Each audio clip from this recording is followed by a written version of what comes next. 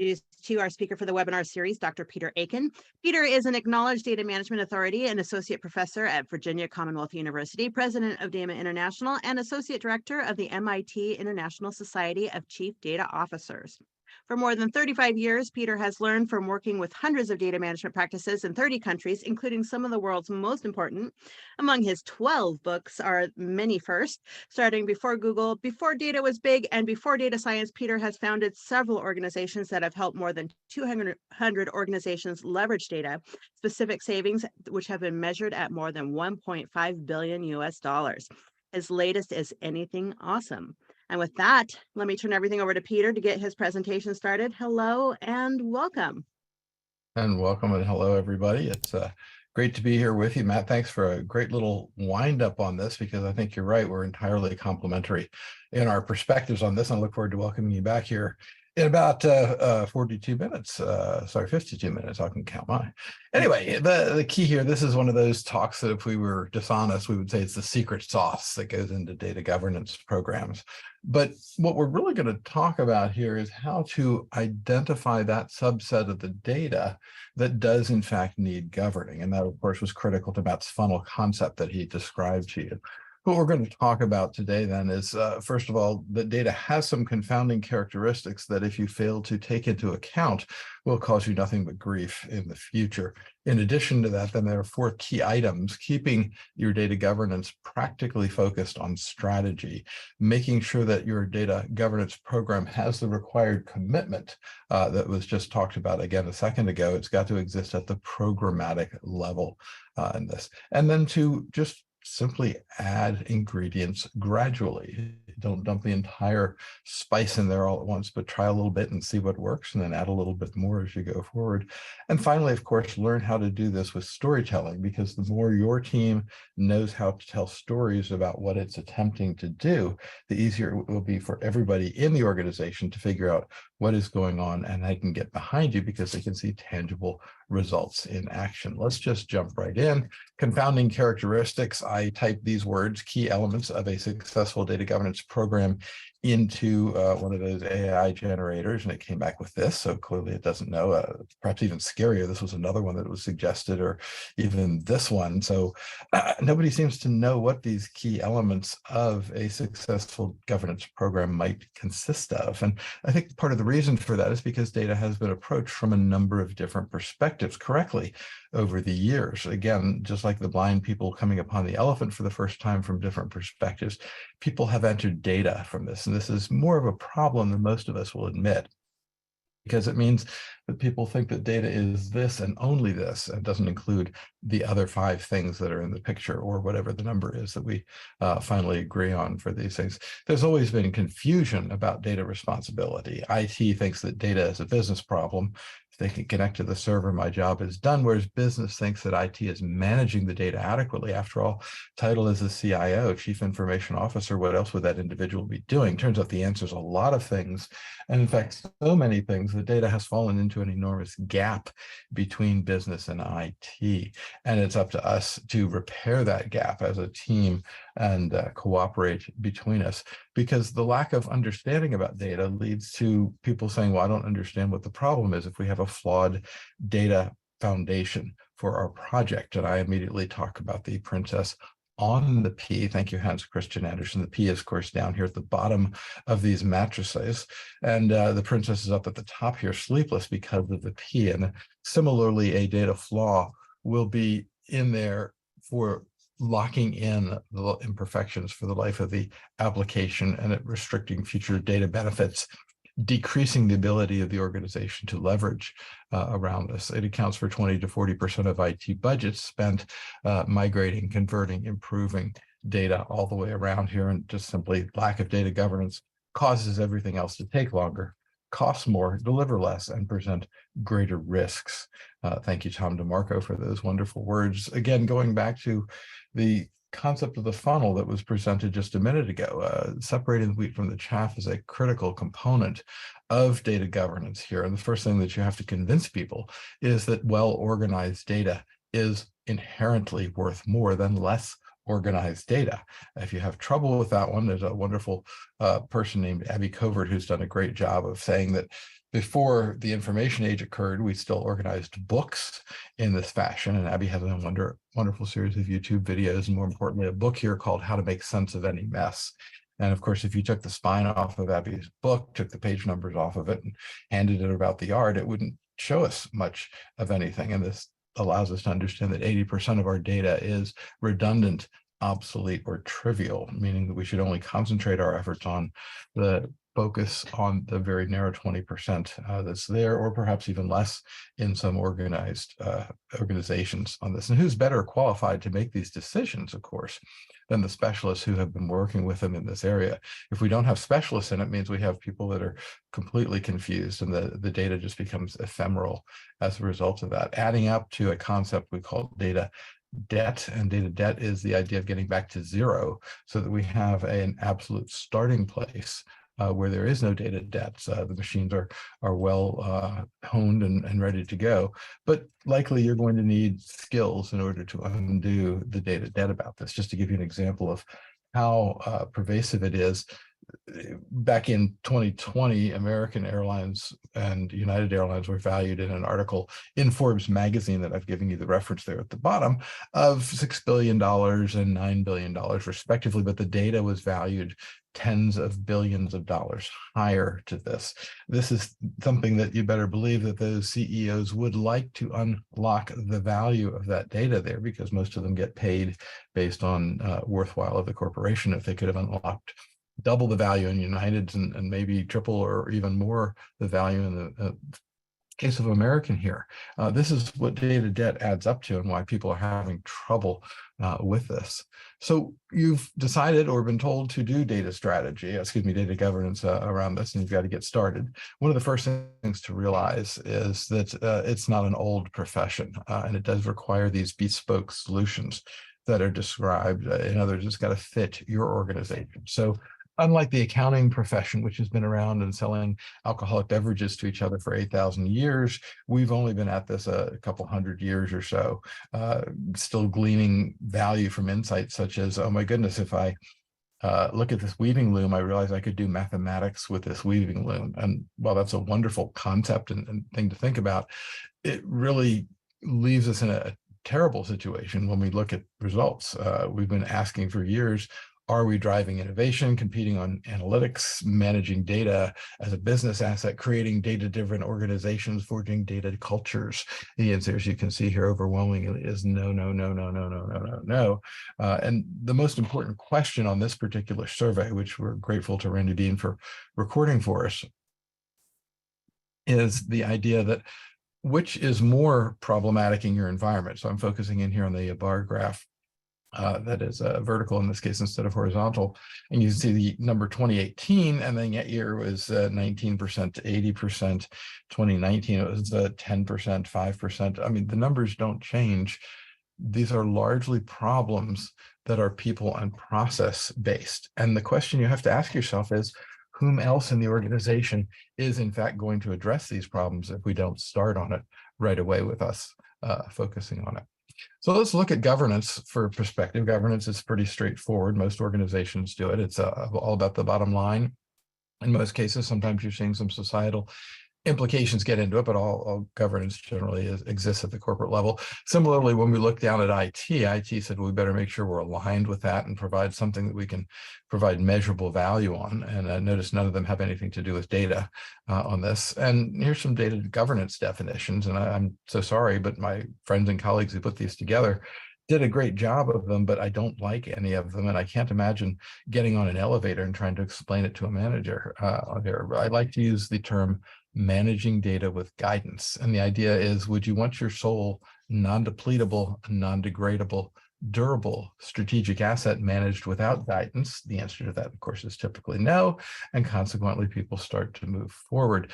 As I'm moving up the food chain in organizations, the definition changes just slightly by adding the word decisions. So managing data decisions with guidance around this, because most managers are making data decisions. They just don't know that they're making it. In fact, organizations make lots and lots of bad data decisions on this. And this is, of course, because business makers are not knowledgeable about data, as technical decision makers are not data knowledgeable. And this leads to bad data decisions. These bad data decisions result in poor treatment of organizational assets and poor quality data. This then leads onward to bad organizational outcomes, and the cycle is one of these lather, rinse, and repeat cycles. This is wrong. My sample of Morgan Freeman there. Thank you, Morgan Freeman. Yes, absolutely, it is wrong. Let me just give you the most recent and egregious example that I've seen over and over again in the past couple of years, which is that organizations are moving to Salesforce by an IT-driven deadline as opposed to a data quality-driven deadline.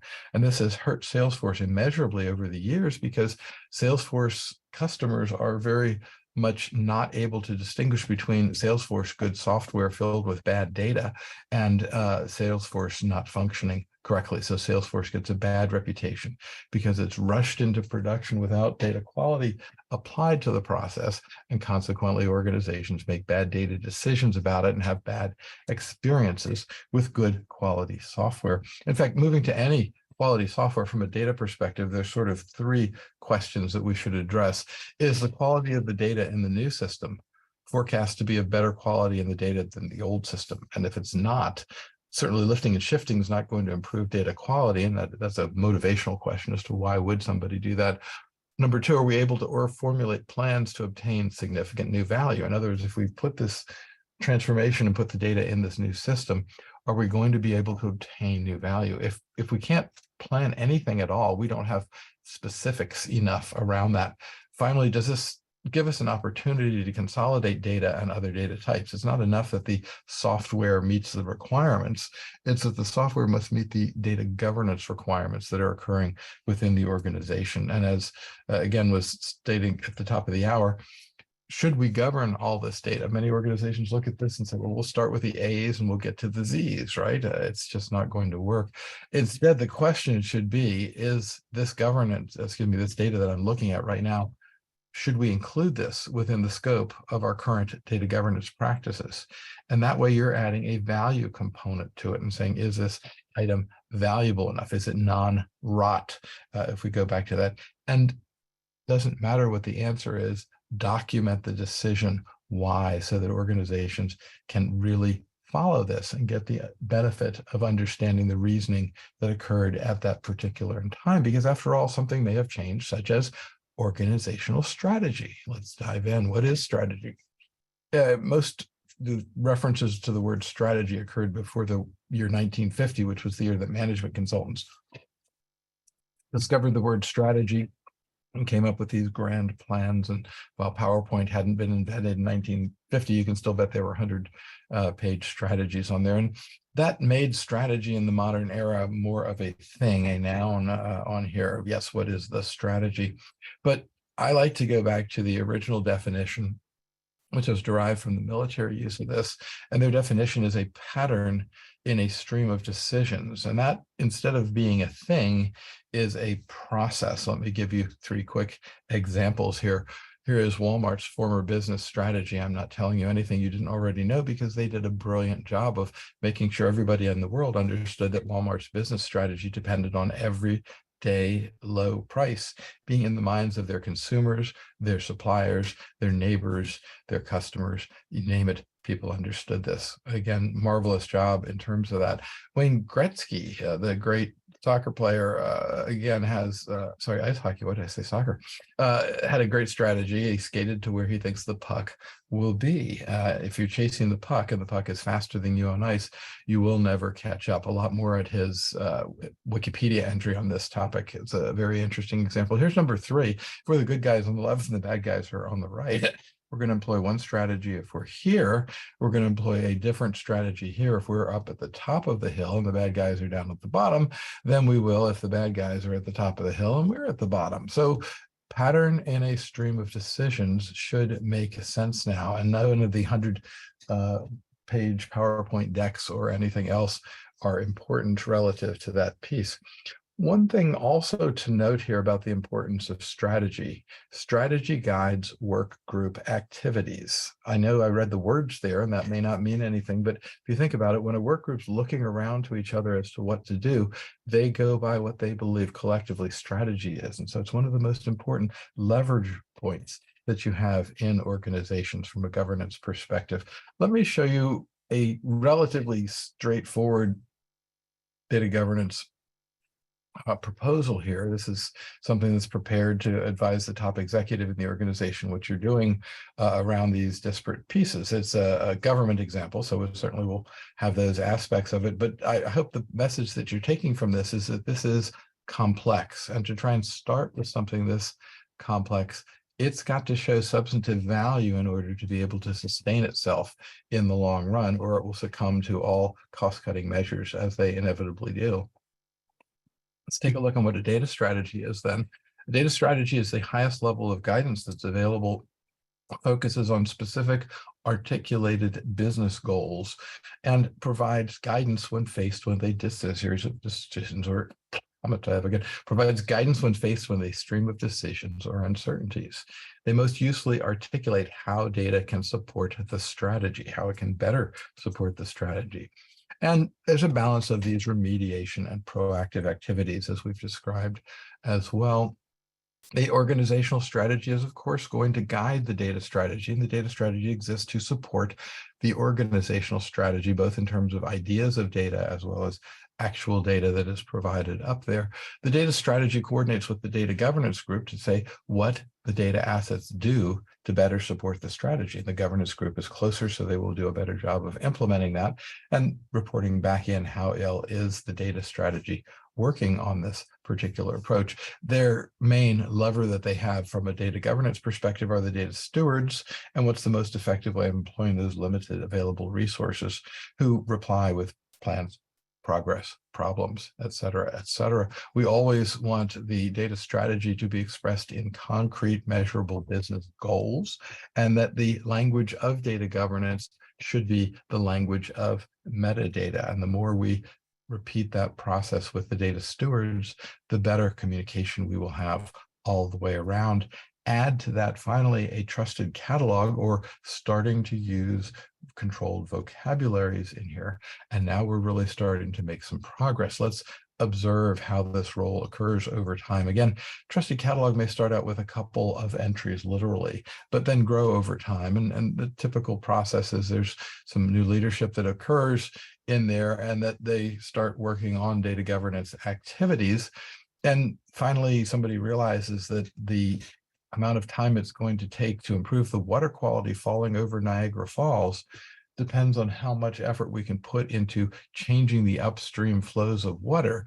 Many people perceive that often as slow. And so they go, we've got to do something that is faster than that. And they start things, at least the US Army calls them data improvement projects, which they analogized by putting wheels on the sleigh there, snail sleigh.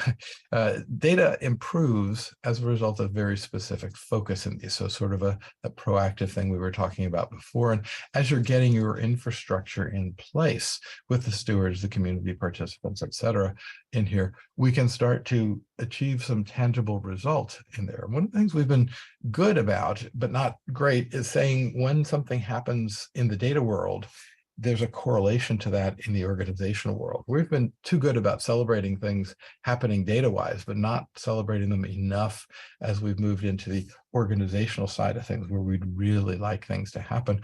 All, of course, during this time, we've been building up in the trusted catalog in order to do this. There are basically 4 functions that were previously done part-time off the side of somebody's desk that can be incorporated in data function, and that involves these 4 quadrants here, which are really support for organizational strategy. Better IT outcomes helps from a planning perspective. The operational part is being handled fine, but the planning parts are the parts that have been challenged. Better managed high quality data assets. And finally, a focus on the ability to improve the productivity of our knowledge workers in there. As I mentioned, these have been typically handled by a group that's kind of gotten confused in mixed settings, and it's been not working out so well. So we're going to try and concentrate that down into one individual. And that one individual will be enabled with the ability to track things down and do system analysis, because almost all of the data challenges that are encountered organizationally are filtered through some combination of an IT system or a business practice. And that one individual will be able to connect the dots, understanding the commonalities of those poor results, resolve to a single data element in many cases. Root cause analysis is absolutely part of data governance. And more importantly, if somebody offers you 10 people 10% of the time, turn around and trade it in for one full-time, because only by specializing in these skills and developing this ability to create this repeatable process and to sustain organizational skill sets will the organization be able to attack their challenges in a manner that's both proactive as well as reactive, depending on what they find in all of this. Keep in mind that data governance best thought of in an analogy that's very much like a firehouse. Those of you that are familiar with them understand that there's times when you're responding to fires and you grab your coats and jump in the trucks and go fight a fire and save lives around that. You never know quite what you're going to happen to run into. And I love that analogy for our data governance professionals, because we never know. Harmless. Exactly what we're going to run into, very much like MacGyver there, diving into things. And certainly there's an amount of time where you have some downtime at the fire station, but there's also time where you're going around and doing data education and fire prevention and changing batteries out of smoke detectors and all sorts of other things in here. So sum up this section again, the governance is important because it costs millions in productivity and siloed efforts not being eliminated, poorly thought out hardware and software investments, and badly in things into the cloud. You're seeing a lot of pushback on that at this point. Delayed decision making around all this. I've already mentioned the 20-40% of IT governance. Data governance must exist at a programmatic level in order to do this. And the key, first of all, is to understand that data is not a project. IT has gotten extraordinarily good at the process of creating new capabilities through functions. We have some proven methods that are working better than we've been able to in the past, and that's a wonderful thing. But as you can see from the top of this, data is not a project. It evolves and it changes. One of the nice things about being as old as I am is I get to go back and visit people I worked with literally 40 years ago at this point. And I can tell you that the vast majority of them are working with the exact same data and data structures that they were working with when they started. So what needs to happen is not something anything new I've called for, but many have called for.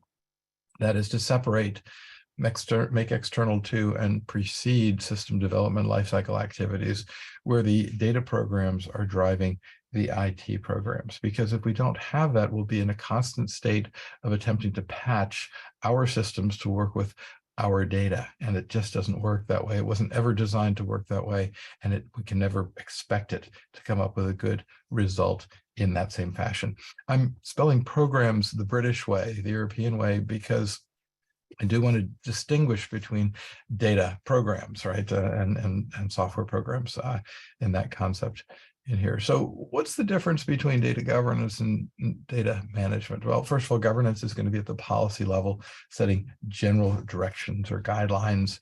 For example, you might never have had a policy prior to this that says all information not marked public should be considered confidential.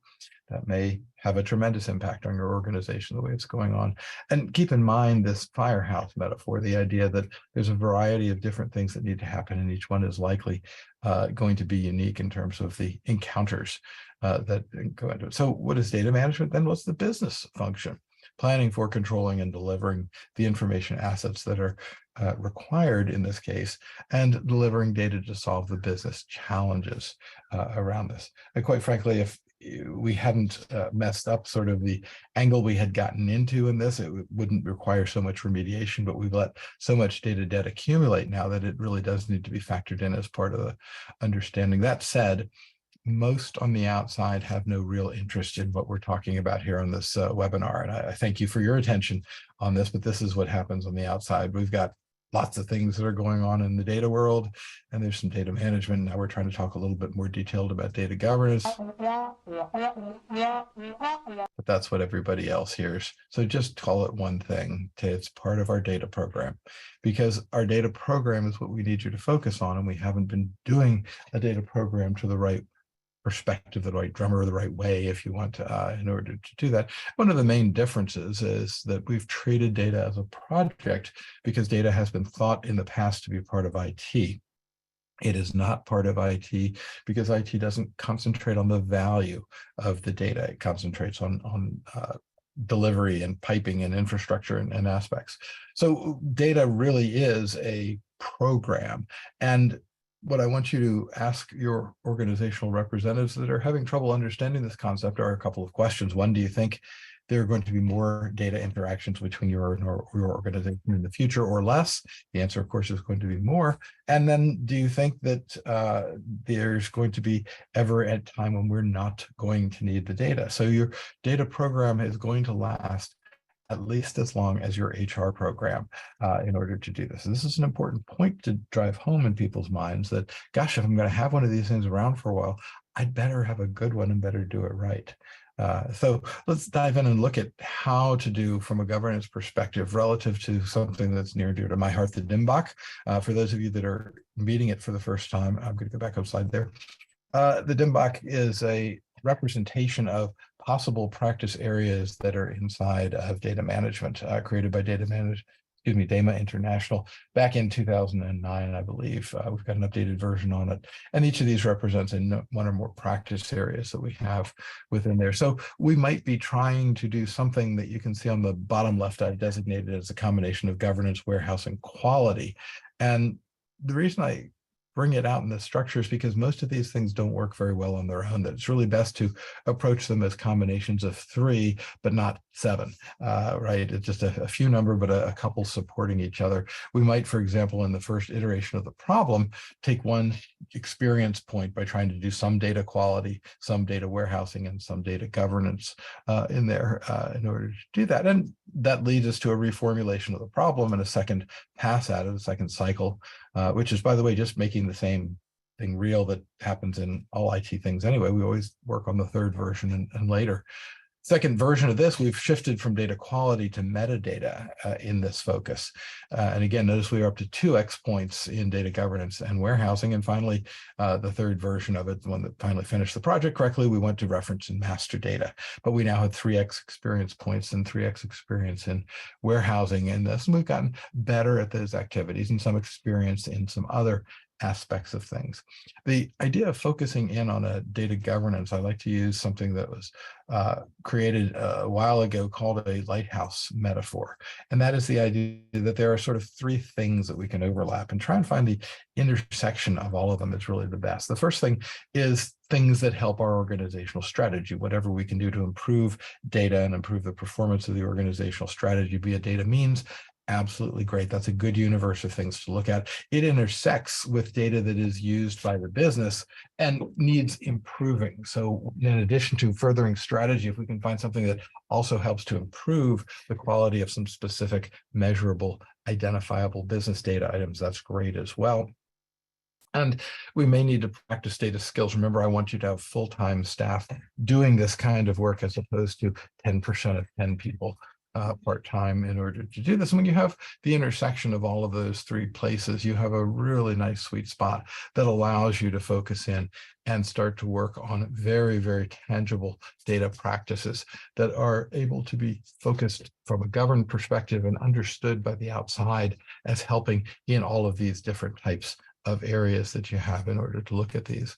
Let's take a look at another thing that we're going to be facing no matter what, and that is the idea that we've done many of these things in IT in what we call an IT project or an application-centric development perspective, which is the idea that we started out and said strategy, and then we should add some IT to it. And then after we add some IT, data and information are kind of the tail wagging the dog at the other end of it, which leads to some challenges and problems in those areas. And there's a wonderful book by our colleague Dave McComb on this that if you haven't had a chance to get into, it's a real good read for this. But it really is the wrong way to think about organizational and data strategy. And that's the idea that it derives through and filtered through an IT piece. Again, Morgan. This is wrong. Thank you, sir. Yes, very much love supplementing him in that capacity because he says it so well. Instead, the right way to do it, of course, is to have a parallel component for your data strategy and your IT strategy, and your governance group is going to have to fight for if that doesn't exist already there. Similarly, you can see I'm indicating as well that the data strategy has an outdo influence on that overall process.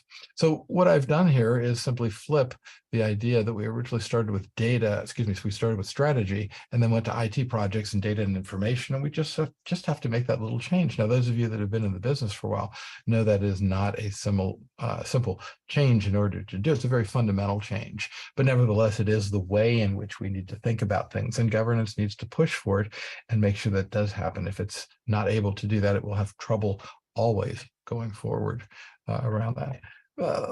Third component is to add ingredients slowly but steadily in here. And I just want you to do a little bit of a digital insight with me, courtesy our friend of Mark Johnson. We're doodling on a Zoom call one day, and he doodles and says, I see that if I subtract data from digital, I'm not sure what I get. But I do see that if I subtract digital from data, I still have the data left over.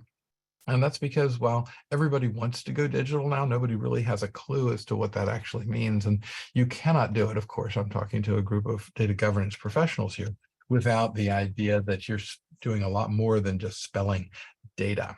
In many cases, again, a wonderful cartoon, I wish I knew the origin of it because it's a very apt one, shows that in this case, some random person in Nebraska has a manual process which the entire house of cards or the digitization effort is dependent. It requires much more work if we're going to do that, because we all understand the principle of garbage in, garbage out. And while we do understand that principle, there are many who do not understand it. Same thing with the folks that are implementing Salesforce and deciding to optimize by a delivery date instead of to optimize when the quality can be of a certain level in there. And because it doesn't matter what you have in the middle, this garbage in, garbage out model is going to be true, whether the thing in the middle is a warehouse, whether it's machine learning, algorithm, business intelligence, blockchain, AI, MDM, data governance, analytics, technology, or literally all of them at once, I've seen in some organizations. Now, the challenge, of course, around all this is that we have to go through and understand, because it's always going to be true that you're going to have poor results in order to do this. So we start by harmonizing existing data flows. And so many organizations spend so much money sending so much stuff, the same stuff back and forth and back and forth. There's money in them ETL flows that you can get out of it. Sounds crazy. Now you unblock the good quality data, make it run all the way through.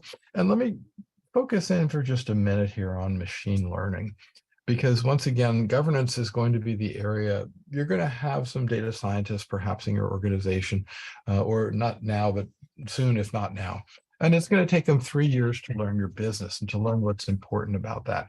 You can help expand that trend really fast by, instead of them trying to say, I have an algorithm, where's this data?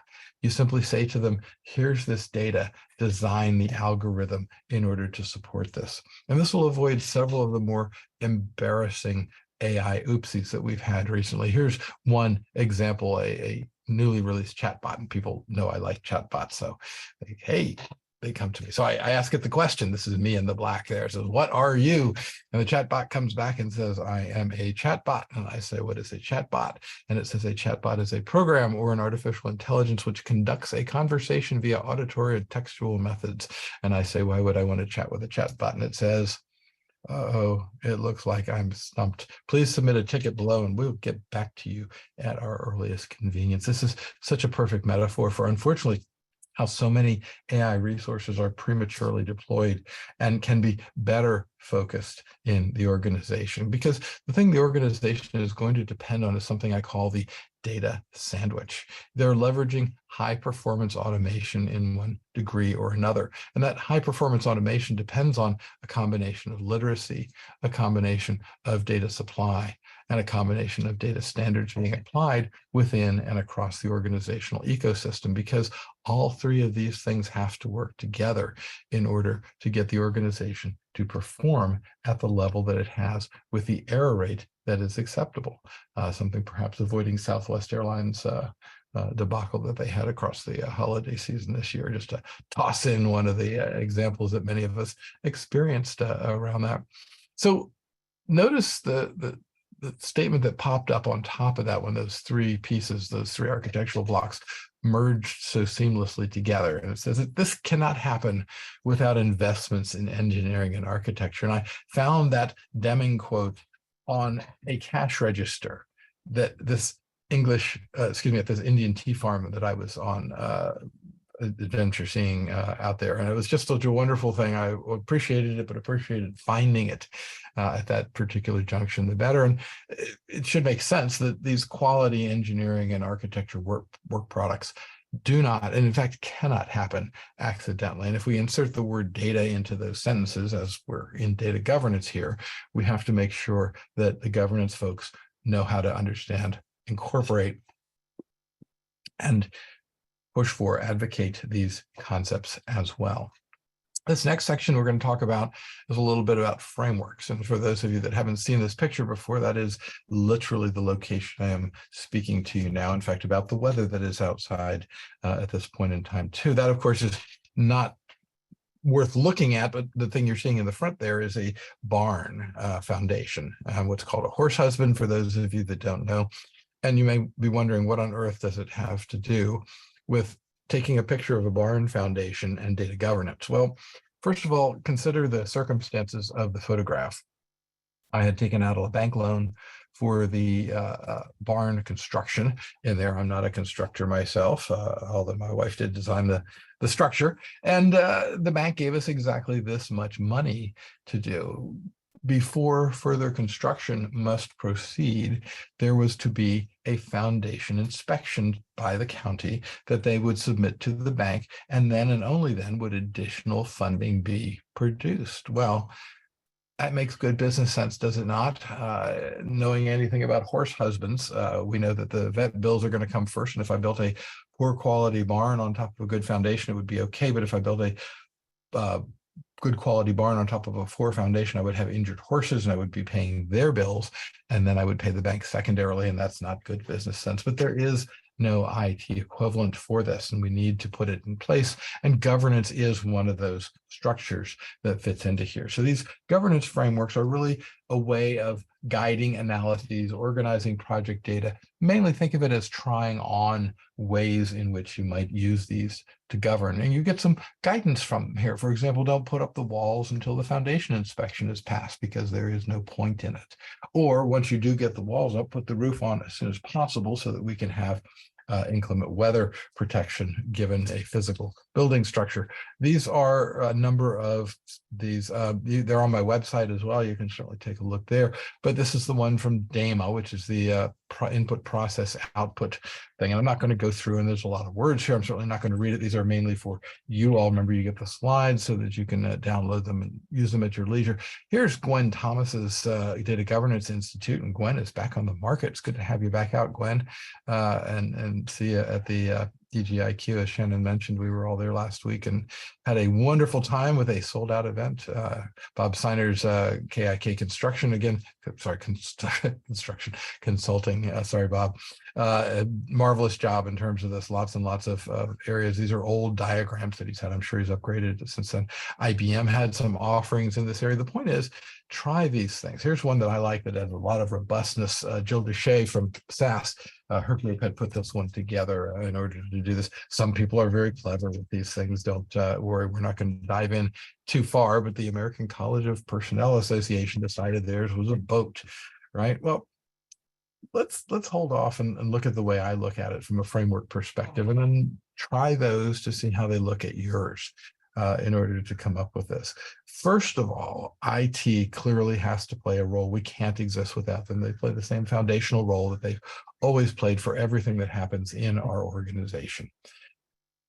As a consultant, of course, I use 4-quadrant consulting diagrams. And the left-hand side here, on the left-hand side of the orange line, the domain expertise of these individuals who are on that side is less, and the roles are more formally defined. On the right-hand side, the opposite is true. The domain expertise is greater and the roles are less formally defined. I said it was a 4-quadrant, so we have the orange piece and the brown piece. The brown one shows that the things on the bottom half encounter governed data more directly, and that more time of theirs is dedicated to the topic of data governance, as opposed to the top half, which they encounter the data that's governed less directly, and less time is dedicated to those individuals. Okay, so everybody's got the 4 quadrants that are there. You can see I've already populated it in with the 4 components. We've got leadership, which are the data decision makers, the stewards, they're the data trustees, the others, data makers and consumers, all of them are knowledge workers, so they all play a role. And we have some specific subject matter data experts that occur within the framework in here, and they are heavily utilized. Most organizations draw a yellow circle around the left-hand side of this diagram, but I've seen other organizations do it other ways. Remember, there is not a wrong way. It's something that gets things done so that you can use data to apply more effectively to the process of the organization achieving its strategy. So left-hand side of this diagram is being designated the data governance group for this example only. There are other options.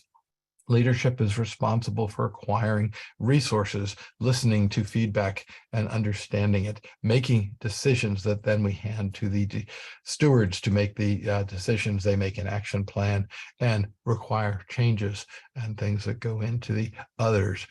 In there, there's again data feedback, ideas, stuff that comes into it, guidance, and gets us started in order to move. I don't notice I've taken the quadrant diagram off. This is the one I would use to show with people if you need to share them in there. But again, you can get the idea of how that works. And more importantly, you can talk about how things would work. You can desk check it, program it, try it out, kick the tires. That's what frameworks are for. See what they work and what works for your organization, your style, your communication, your solutions to helping get data governance moving in a faster direction. When you get started with data governance, the thing I've found is the hardest for organizations is simply the getting started part. It can seem like a daunting thing to have to put together all of this stuff and look at it. And the next couple of slides, once again, are reference material for you. They're not required for you to absorb on here, and I certainly don't intend to, because I'm going to downplay the importance of them. So use them as checklists from that perspective. So once again, goals and principles that you may have in order to do this. What are the types of deliverables? See whether these work for you. What are the responsibilities? Here's a master list for you to take a subset from.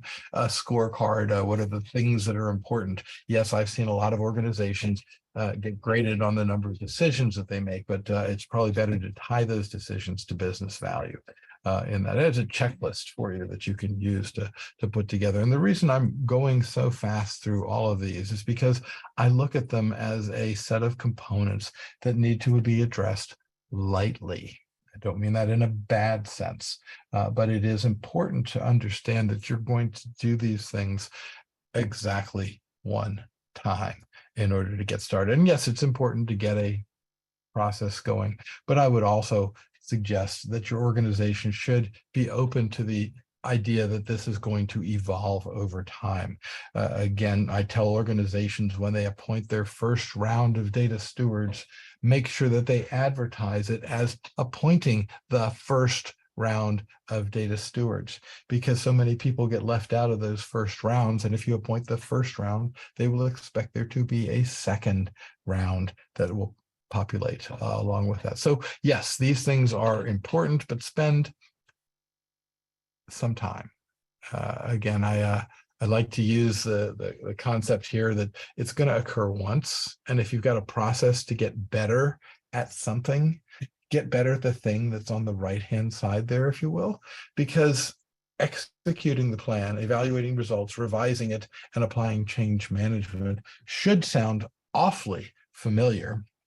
If it doesn't, it is the plan, do, check, act model from, again, the Deming quality cycles that go through this. So I find that most methods, people like to call them fancy things like methodologies, accrue up to this sort of a plan, do, check, act thing, and almost anything can work within there. So don't be paralyzed by the left-hand side of this diagram and saying, oh my goodness, how am I going to get through this?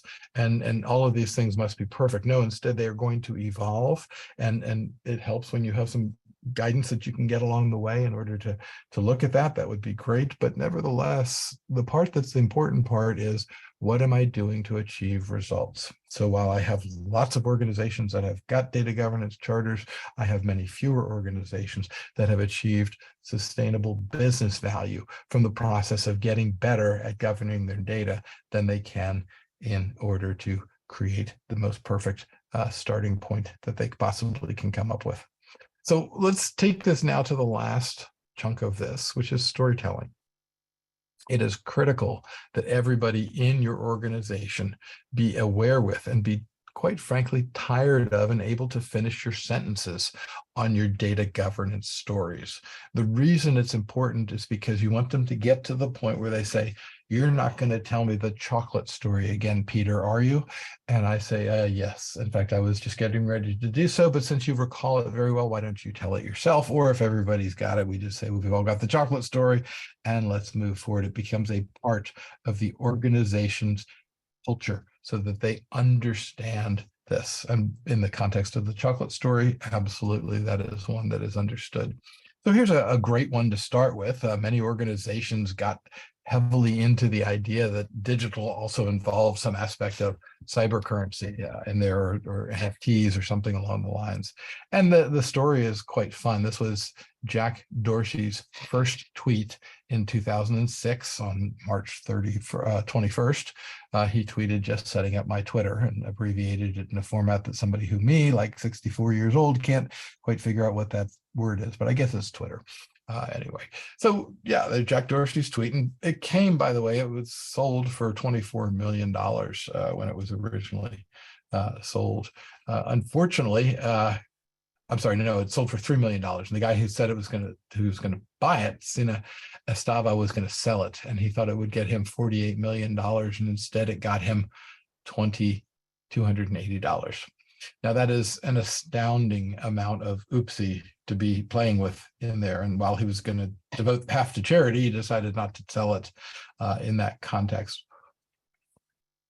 So many organizations are discovering that the volatility that's associated with the crypto markets is just an unacceptable risk around there from a business perspective. And this simply illustrates one aspect of it. If your organization has direct focus in there, use the direct focus.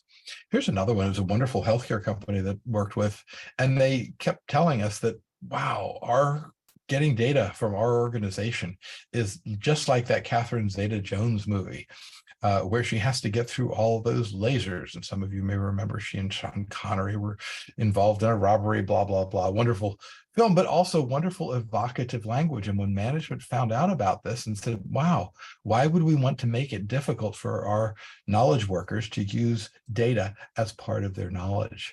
Again, very important use of this, very important aspect from a data governance perspective, quite useful to involve and show that there's a complete understanding and leveraging ability around the organizational culture to do that. Barclays Bank has a well-determined set of governance articles around their spreadsheets. Here's why. When they were buying Lehman Brothers, they were having their arm twisted into buying Lehman Brothers is what it was. They got down to a final contract, and of this 1,000+ row spreadsheet, there were 179 that were tried to eliminate. They said, we're not going to buy those no matter what you bring to us because they're so bad in there. And they handed the spreadsheet to a first-year associate who went home after midnight and reformatted the sheet, and unfortunately unhid all the rows that were hidden, which were the 179 that they didn't want to buy. But the judge said, too bad, you get them all anyway. The sale is now closed. Again, governance around spreadsheets, absolutely, at Barclays. One last spreadsheet example on here, and that is back to coronavirus. While we don't necessarily like to talk about it, it certainly seems like it was an avoidable self-inflicted wound to equip our health care professionals with a database technology that would literally drop rows of data and without any warning to the user that they were doing it because they were using a .xls file instead of a .xlsx file type. Again, what a terrible thing. What something, unfortunately, that data governance is in fact going to get tarred with if they're not careful from that perspective. One last component on this. This is an example of take an engine manufacturer here, and they had, in general, the old days, one piece of sensor on there, and it would sit into the fan, and it could come up with probabilistic formula maintenance forecasts, say, you know, we need to maintain this engine every 16 takeoffs or 10,000 miles or whatever the number of, you know, measurables that were involved in it. But now the idea that we can put sensors literally around the engine, and they can continuously send back to the organization 9 million data points per minute. It is an astounding amount. They know so much about these engines that there's, as you can imagine, a superb safety record around about this. But more importantly, in addition to having a better safety record, the manufacturer was also able to reduce storage costs, handling opportunity, making a total savings of $1.5 billion for this organization in order to do this data governance process with them for the year.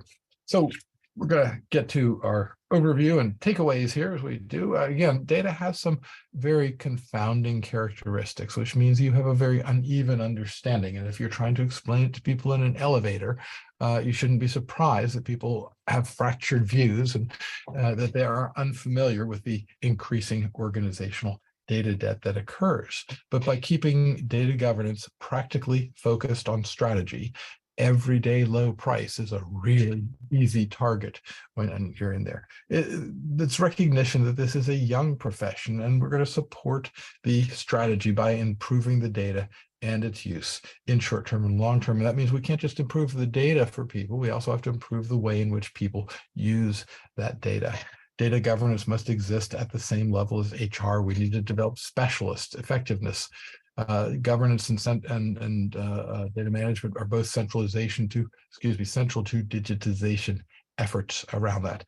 And again, decoupled entirely from IT strategy. Finally, gradually add the ingredients with the idea that we're trying to enable this high-speed automation, employee frameworks to refine focus around that, but keep an idea in mind that this is a exercise of plan, do, check, act in that sense here, and learn to get better at storytelling. It's simply a good idea at your regular meetings to take a minute or two and practice telling each other data stories. There's no harm in it, and it's a really good exercise, and you'd be amazed at how many people discover something as a result of something that is actioned like that. So we've talked a fair amount here. I'll give you a minute to think about some takeaways and Q&A, and say that the need for data governance is increasing because of the increase in volume and practice. Improvement needs to get better as well. That it's a new discipline. It's got to conform to constraints. There is no one best way. And in fact, I think it was said at the top of the hour by Matt, there is absolutely, if they tell you it's a cookie cutter thing, walk away. And I like that, that concept there. It's got to be driven by these 4 elements that I've talked about: keeping focused on strategy, programmatic instead of project-specific focus, gradually adding ingredients, and learning the value of storytelling to improve our data governance initiatives over time. A favorite book of mine by my colleague John Ladley, a couple of reference for you all, and we jump in back here to the Q&A part. Hey, Shannon, I went over today, didn't I? Oh, you know, your perfect timing as always, Peter. It's really so impressive that you time it so well. If you have questions, if you have questions for Peter, feel free to submit them in the Q&A portion and Matt. And Matt, yes. Questions for Peter and Matt. So submitted them in the Q&A portion of your screen. And just to answer the most commonly asked questions, just a reminder, I will send a follow-up email by end of day Thursday for this webinar with links to the slides and links to the recording of the session and our many reiterations of pictures there. So diving in here, so Peter and Matt, so some global companies have their own data governance framework. If someone has a DMBOK framework, how to proceed accordingly in the company without being a rebel? Well, I think that the questioner has answered the question themselves, and Matt, maybe you want to jump in here as well. But the idea of trying to oppose, you know, any sort of thing that's for the organization is clearly a bad career is over kind of maneuver in there. The DIMBOK is not prescriptive in its nature. The DIMBOK talks about what needs to be done, but it really doesn't talk about how in that sense. Matt, again, I'll toss it to you on that. Is that a good spot for you? No, I completely agree with you. The whole thing about the framework is, to me, it really doesn't matter which one it is, as long as you have one and you use it consistently. There you go. As long as you are being disciplined in that, you could have one that my kids did when they were 5. That part doesn't really matter to me.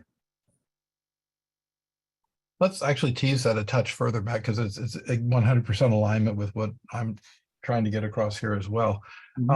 Some of you may be familiar with something called the trolley problem, and there's a whole meme on the internet about the trolley problem, including somebody's 2-year-old solving it and AI solving it as well. But the idea is, you've got a chance of sacrificing 1 to save 5. And just at a very highly simplistic level, if the organization says always do that, then you're going to have people that have a predilection towards doing that. And that's what we want to develop here, is that same kind of a ingrained focus here to say, let's do something from the data perspective, because it has been ignored for so long. And the idea of going against your organization is not what you want to do. If they're moving in a direction, use the DIMBOK to complement what they're doing out there. And I think you'll find it's quite easy to do that, because the DIMBOK, as I said, is not prescriptive. Matt, your services group gets into that business as well, does it not? Yes, we do. And we basically come up with a decision tree, and it's based on business impact, and more importantly, the timing of the business impact will generally drive the governance decision. And so, get back to what I said earlier, just be consistent to that, and you'll be fine. Where things start to get off the rails is when they start doing their own thing. That's where you start having people with their own Excel data stores, for example. And when you try to figure out why, maybe from an analytics perspective, 2 people aren't lining up or aren't agreeing on what the value is, that's usually your problem. Somebody is relying on content that has been managed outside of the framework, and that's what gets you into trouble. Super. Again, great question in there, and I appreciate the in subtlety with which the question was asked. I think it was. Indeed. So can you either of you give examples of storytelling? Well, hopefully the things I gave at the end there were stories. I mean, I want you guys to be aware of the cryptocurrency story at this point, and the ideas around that. Matt, do you keep a focus on that, or is that my own imagination there? No, completely we do, because, and as data people, we get accused of this in the past, and it's around nomenclature. We fire out words that other data experts know inherently, and we lose half of our user group because they haven't figured out what the word means.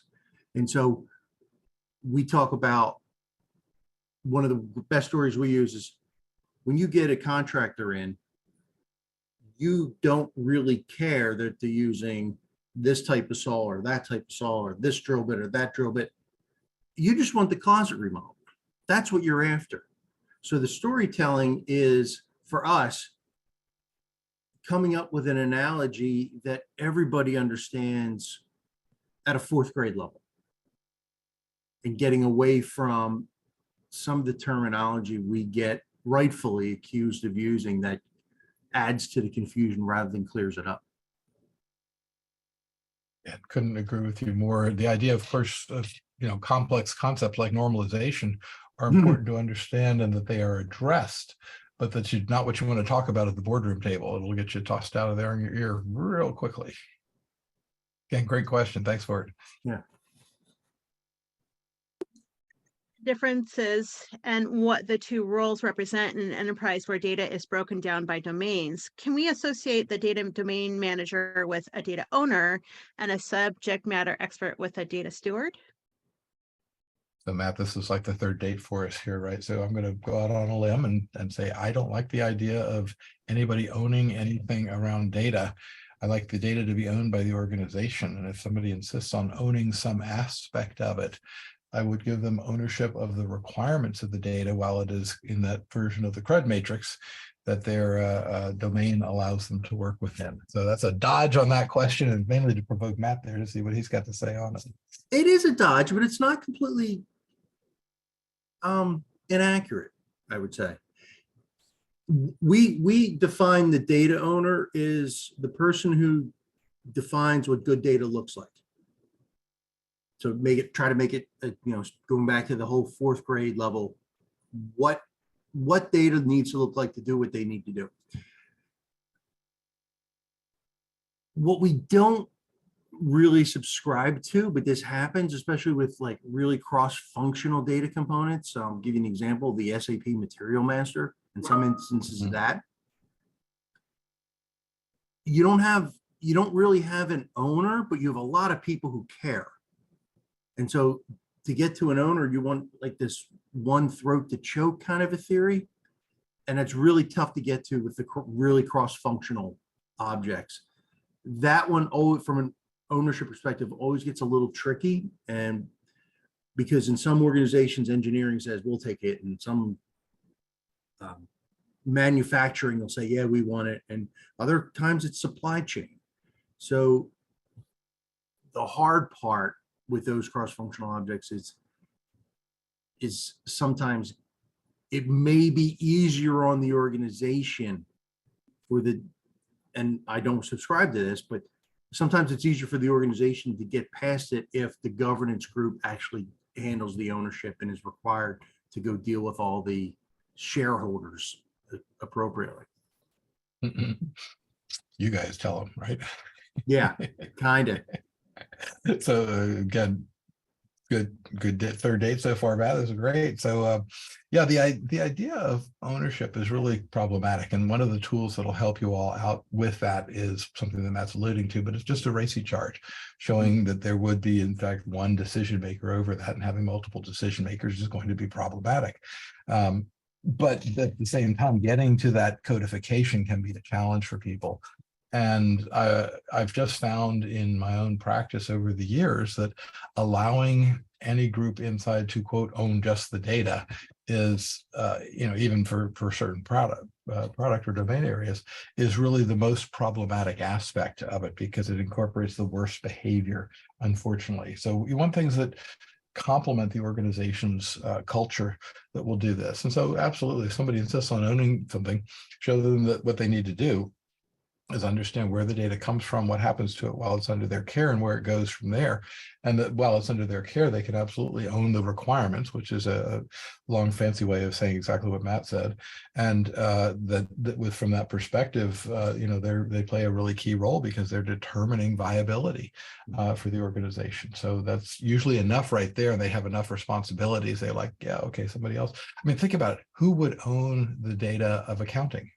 Right, that's coming from everywhere else in the organization. So there are interesting roles within all that. And as I said, it's a relatively new discipline. One of the things we can look towards, though, and this is something that most people don't consider from a data governance perspective, is that it's been the law since 2018 in the US federal government to have what they're calling best data management practices, and everybody's interpreting correctly, I believe, as the DMBOK in terms of the high-level guidance that I mentioned before. It's, again, not a prescriptive document.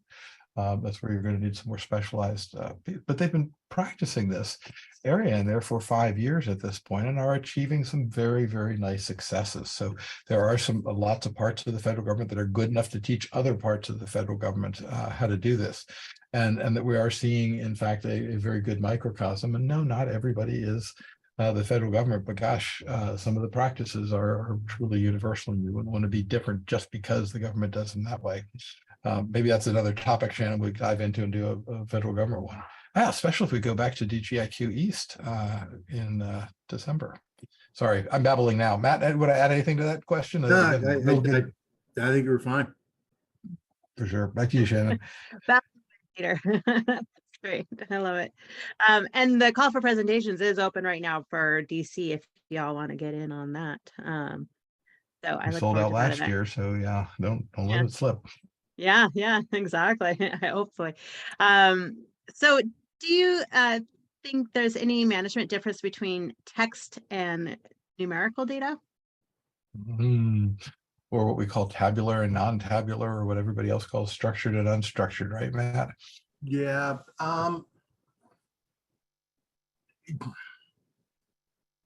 At its basic level, no. Every data component, and I use that word carefully, stands on its own merit. And it's what that data drives should drive the governance decision, whether you're going to do something with it on ingestion, after the fact, or not do anything at all and let a group of experts deal with it. You know, there's certain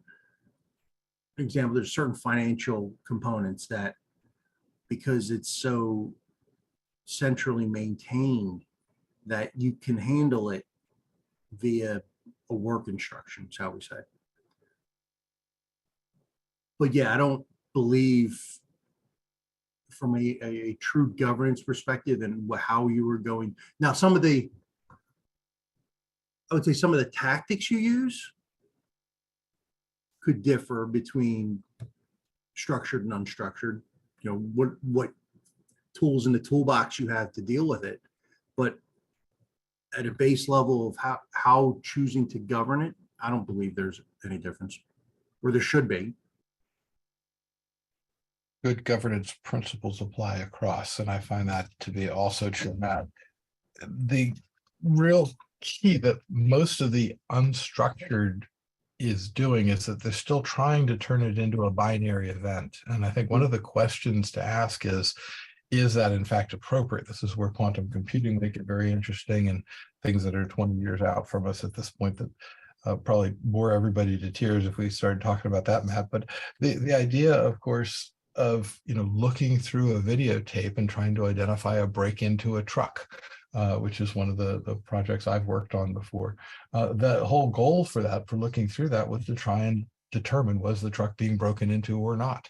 And I know that's not very interesting, but it turns out to be a really challenging AI type activity in there. And so working with that data was you benefiting from the decision tree that Matt was talking about before. And it was, gosh, let me give the measure of break-inness was a confidence measure rather than an absolute measure. So it wasn't binary around that, but it still ended up being, if 5 of the 10 conditions are met, we throw the switch and, call the guard over to double check on what's going on in this particular sector. So it gets there, yes. It's a matter of tempering expectations. It's a matter of, I would add one thing too, Matt, and again, I'll let you jump in here, but what we see so often in the AI community is a determination that they can in fact tell everything that's going on. And one of my favorite examples is a Tesla encountering a horse and buggy for the first time. If you just Google that, you'll be able to find the video out there. What should be happening there is that unstructured data that's coming through at that point in time, and again, wrong term, it's non-tabular data, but coming through there, the AI should have said, I don't know what that thing is.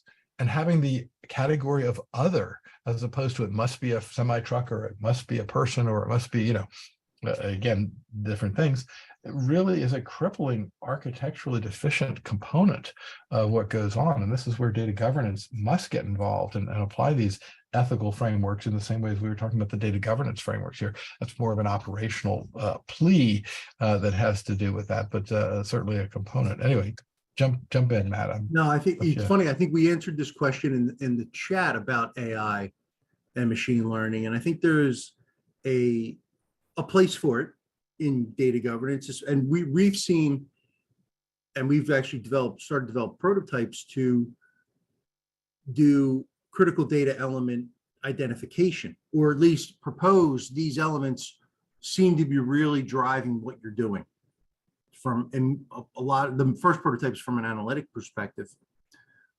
But in some cases, we've had to, like, my groups had to get involved to say, this is what you're looking for and why. And I don't think that can ever be conjured up by AI. Someone's still going to have to point AI in the right place and tell them what it's looking for. It might be worthwhile, for example, to use AI to help do that investigation to determine what are your credit, but it's not quite exactly as you said. It's going to be the same thing where it discovers that wolves are things that look like dogs that have snow in the background, and that's the only criteria that it understands. Yes. Which is, of course, we know is incorrect in terms of differentiating wolves and dogs that are there. Yeah, I do want to double back in that. And again, we could probably do a whole webinar on just your identification of the critical data elements there, but I want to emphasize what Matt said there is that not all of your data elements, I mean, SAP starts off with 20,000 tables and 200,000 data elements. You better believe that that same number of refining and getting to the critical things occurs in there, and that in many SAP systems, it's the same number of couple hundred critical data elements that are what you need to control and govern. And even if you say, if management pushes back on it, says, no, you've got to govern everything, right? Because I've seen that happen. It's sort of silly, but it does happen.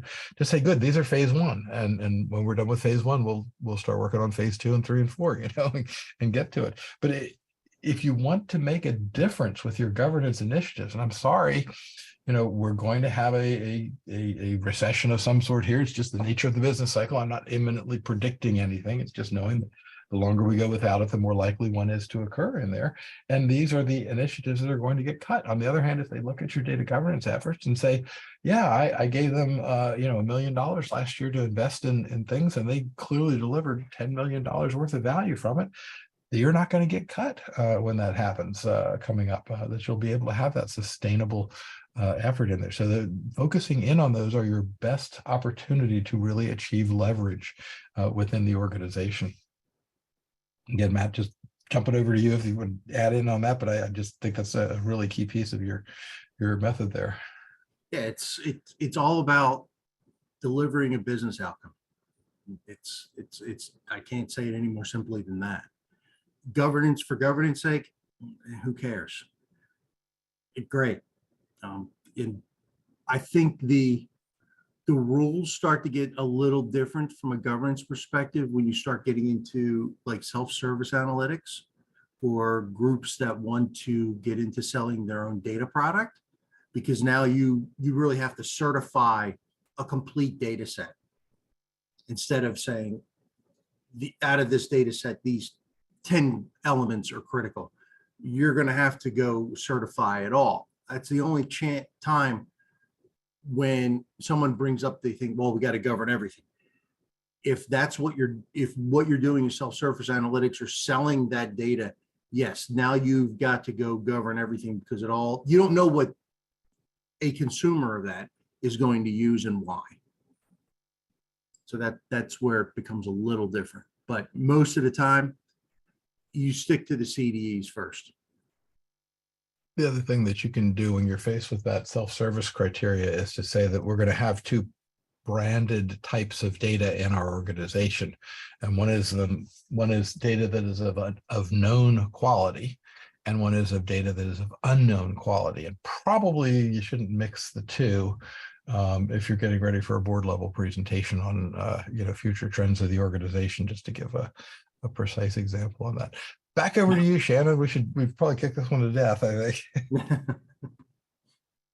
Not at all. It's a great conversation and great topic. Great question.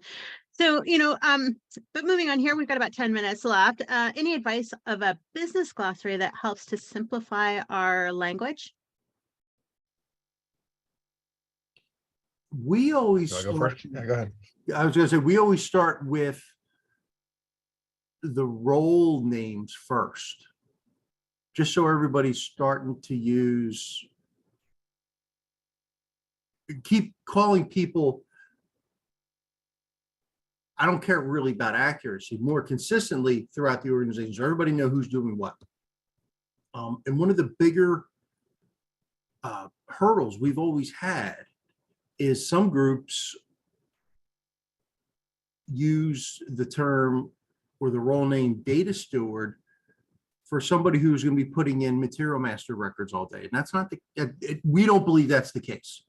We believe the data steward is a governance professional who ensures that the processes are being adhered to consistently and ensures that data is fit for purpose. That first hurdle starts to get everybody in line around how we're going to talk to each other, who's doing what. When after that, the glossary helps, I believe, in like a very disparate landscape where not groups that I just read the chat question, sorry, where the same element is called very different things, and creating that connection between the two helps groups figure out where things are coming from, especially from a lineage perspective.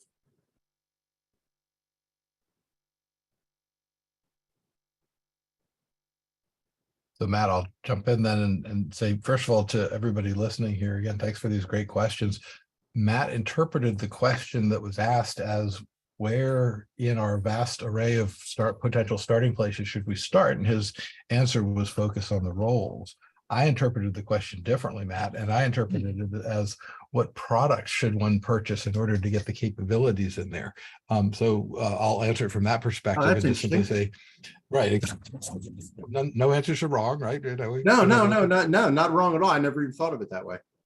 So my guidance here is don't buy a product, because then you have to ask permission. But instead, you can do something that I call the Nokia term bank. I worked for Nokia for 4 years and watched them go through a very interesting transition of literally transforming their business from purely a European company into a worldwide company that all spoke English and that English was spoken at all meetings. And they created a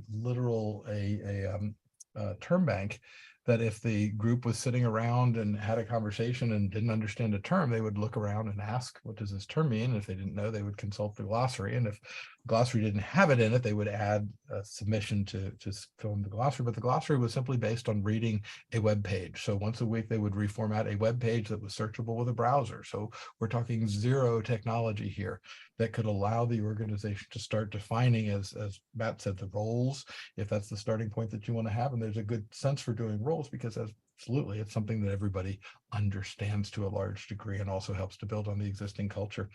So don't buy products is my guidance for starters. Instead, build your own, work with the components of having a unified glossary, a controlled vocabulary for a bit, and then you'll have a whole lot better conversation when you are ready to talk to the vendors about specifics on that. So 2 answers for the price of 1 there on that. Yeah, rules before tools, people. Yes, absolutely.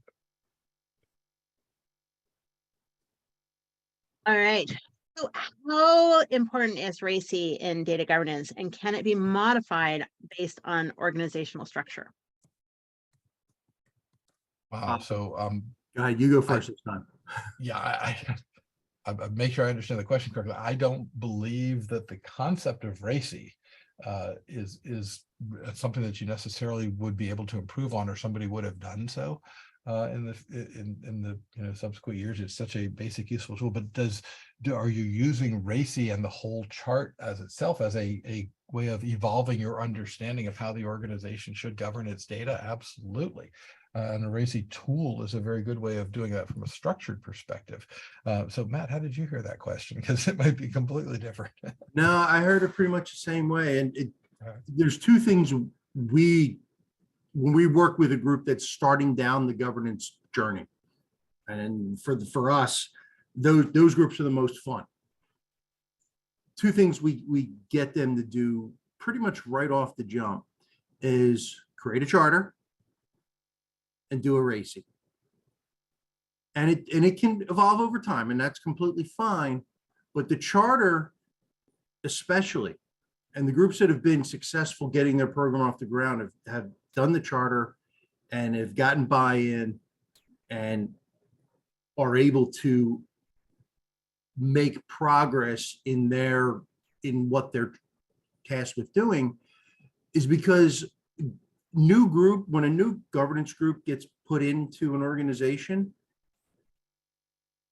sometimes they become the dumping ground for work that other groups don't have the skill sets to do and don't want to do. And those tasks, people trying to be good corporate citizens, but those tasks sometimes can take them away from what their real purpose is supposed to be. And so the charter kind of protects them. The RACI ensures we're not overburdening the same groups of people, because that also happens for every individual initiative that comes up. So I personally believe they're both critical. Yeah, great question. If we didn't hit it right, reach out to us individually. We're not hard to find. Happy to follow up with you on that. We have time for one more, Shannon, or are we? We've got 3 minutes left, so I'm going to All slip right. in as many as I can here. So many great questions coming in. So from a capability standpoint, do you think data governance can take some cues from Six Sigma, given the high context of data in Six Sigma? Once again, the discipline around that is admirable. I was, again, not that you want to resolve on one data point, but I was introduced to the quality movements in the Department of Defense, which was rightfully trying to adopt the processes, but was not really capable, at least at the unit that I was at, of implementing a disciplined Six Sigma piece. So I'd say ish and directionally, and perhaps maybe a realistic version of it, but that's a short answer. Matt, I'll turn it over to you. The one thing, and I read this question when it came up and it triggered something. The one thing that you can take from Six Sigma is the continuous improvement. Mm-hmm. And we talk about it as how governance groups, once you fix an error, meaning you've remediated the data, you've done your data cleansing, the continuous improvement is putting something in place from a governance perspective, whether that's a data quality report or a data validation check inside a system.